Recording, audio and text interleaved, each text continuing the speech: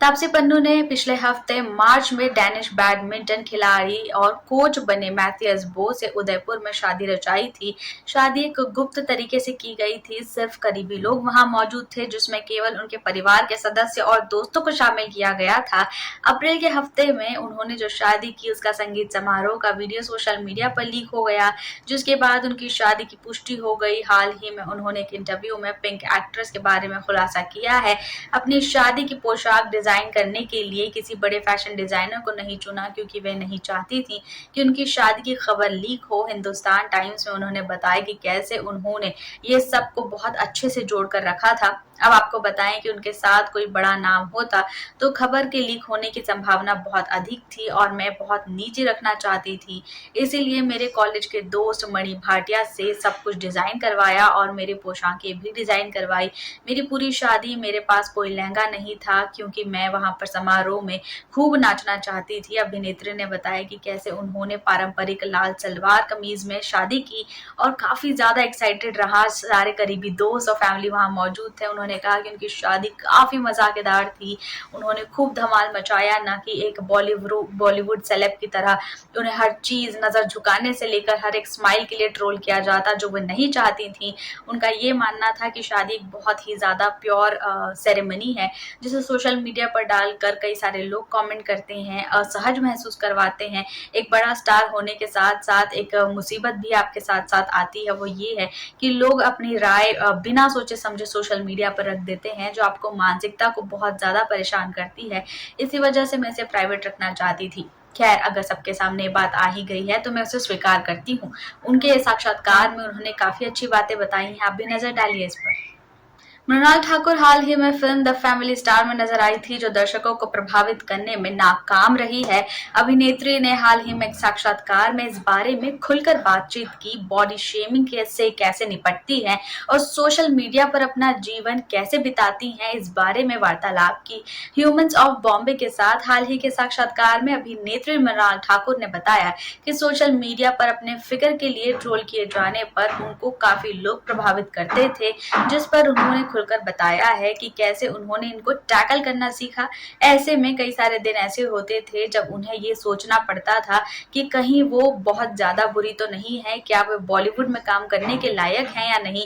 बिस्तर से बाहर नहीं आने का मन करता था, डिप्रेस्ड फील करती थी। इसके बाद 2 से 3 दिन हुए, हफ्ता हुआ, सप्ताह हुए, महीने हो गए, जिसके बाद परिवार के अलावा कई लोगों ने उनका साथ दिया, उन्हें समझाइश दी, जिसके बाद उन्होंने ये महत्वपूर्ण स्टेप उठाया, जहां पर उन्होंने इस बात को समझा कि बॉडी पॉजिटिविटी कितनी आवश्यक होती है और खुद में ठीक महसूस करना भी कितना इम्पोर्टेंट है।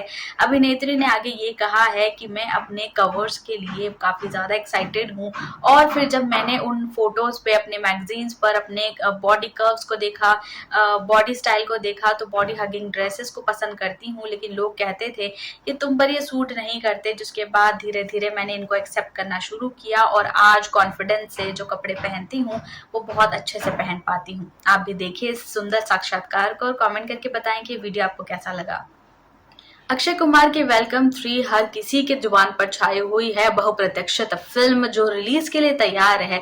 अहमद खान के निर्देशन में बनी है इस फिल्म में कई कलाकार शामिल होंगे। अब एक और अभिनेता इसमें शामिल हो गए हैं, आफ्ताब शिवदसानी। जी हाँ, एक ऐसा नाम जिसके लिए हर कोई कान खड़े करके बैठा है, क्योंकि वे एक ऐसे कलाकार हैं जिन्होंने कई सारी कॉमेडी फिल्म्स दी है और लोगों के दिल पर राज किया है।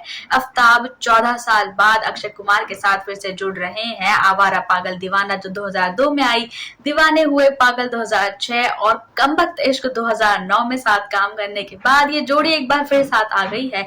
2008 की अपनी और अक्की की बात कहें तो उनकी तस्वीरें जो हैं वो एक हिंडोला पोस्ट में शादा की गई थी, जो काफी अच्छी थी। उन्होंने वेलकम 2 के लिए जो है कमबैक किया था। फोटो शेयर करते हुए कई सारी अच्छी चीजें लिखी हैं। इस अंतराल में ली गई कई तस्वीरें सोशल मीडिया पर वायरल हो रही है। दोनों ने अपनी रिसेंट पिक्चर को रिक्रिएट किया है, जो एक फनी लुक था। आप भी नजर डालिए क्योंकि ये काफी सुंदर है। पागल जंगल के कैप्शन के साथ इन दोनों ने जो है अपने पोस्ट को शेयर किया है। पागल दीवाना 2 की मांग की है। दर्शक और प्रशंसक काफी एक्साइटेड हैं। अरे दीवाना पागल दीवाना 2 बनाने के लिए ये लोग बिल्कुल एक्साइटेड हैं। इन दोनों के कैप्शन काफी मजाकेदार हैं।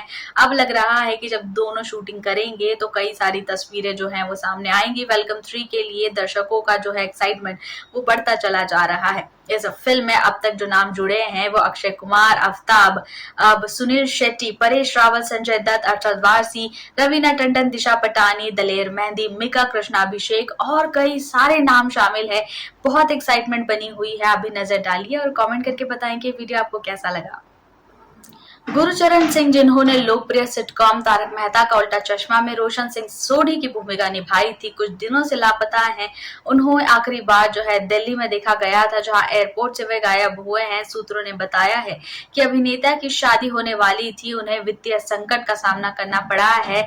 सिंह, जो 22 अप्रैल को लापता हुए थे, मुंबई की यात्रा के लिए दिल्ली के घरेलू हवाई अड्डे के लिए रवाना हुए थे, लेकिन उन्होंने अपने बताए गए व्यक्तिगत तौर पर जो उनकी फ्लाइट थी ना वहां पहुंचे और ना ही किसी एड्रेस पर पहुंचे हैं। दिल्ली पुलिस ने कहा है कि अभिनेता ने दिल्ली के एक एटीएम से 7,000 रुपए निकाले थे, जिसके बाद इसकी पुष्टि सीसीटीवी फुटेज में की गई थी। जिसके बाद उनके मोबाइल फोन की लोकेशन भी ट्रैक की जा रही है, ट्रेसिंग जारी है। मोबाइल विवरण के अनुसार 24 अप्रैल तक दिल्ली में मौजूद थे, जिसके बाद उनका फोन जो है वो बंद हो गया।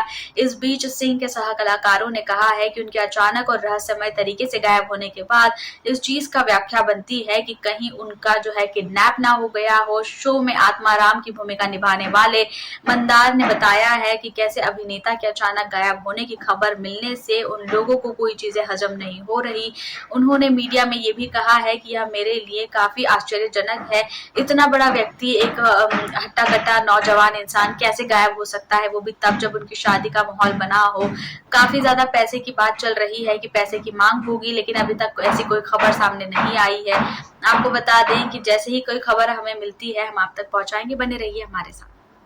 इस हफ्ते की शुरुआत में बाबिल खान ने अपनी इंस्टाग्राम स्टोरीज पर एक गुप्त नोट डाला था, जिसमें लिखा था, कभी कभी मुझे हार मानने और बाबा के पास जाने का मन करता है, जिसके बाद हर कोई परेशान हो गया।